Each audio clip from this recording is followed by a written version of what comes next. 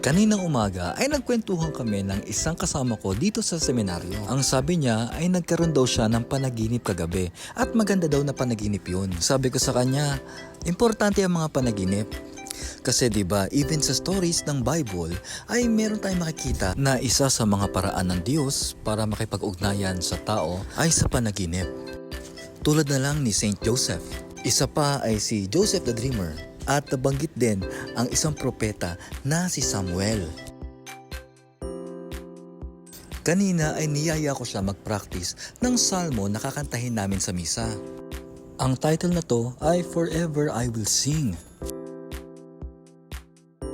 Habang kumakanta kami, bigla na lang ako napatingin dito. At hindi na natanggal sa isip ko yung pattern na yan. Para siyang pattern ng star. At naalala ko na kahubig siya ng pattern ng Star of David. At saktong-sakto naman sa lyrics na kinakanta namin ay merong linya at ito ang sinasabi. I've sworn to David, my faithful servant, I'll maintain my kindness to him, forever will my promise stand firm. Tapos sa pinakadulo ng linya na to, merong word na posterity. Nagdiskusyonan pa kami, sabi ko, prosperity yan. Pero, nag-double check kami ng lyrics. Posterity pala talaga. Sabi ko, search mga ibig sabihin. Ang ibig sabihin pala nito ay descendant or future generation. Galing kay David ang salmo na nakikita natin sa Biblia. At syempre, ang paborito kong salmo ay ang Psalm 23. The Lord is my shepherd, I shall not want. Nung kinahaponan, gumagawa ng assignment yung kasama ko.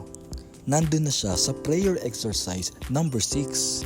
Pero nagulat ako kasi yung unang-unang scriptural reading ay galing kay Samuel, na siya mismo yung pinag-usapan namin kaninang umaga.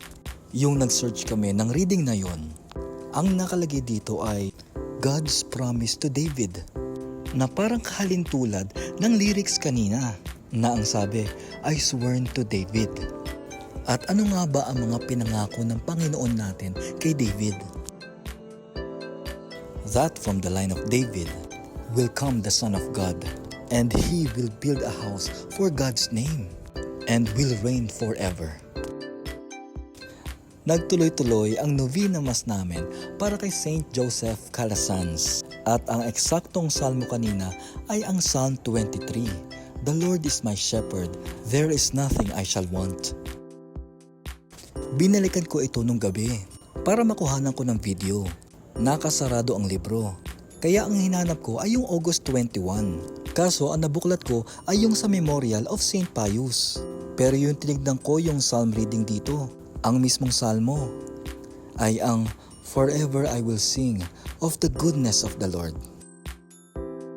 Kaya sabi ko sa sarili ko, dahil sa kabutihan ng Panginoon sa ating lahat, ay ipapamahagi ko ang mabuting mensahe.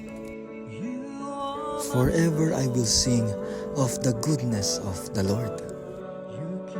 Eto, pakinggan natin yung practice namin kaninang umaga.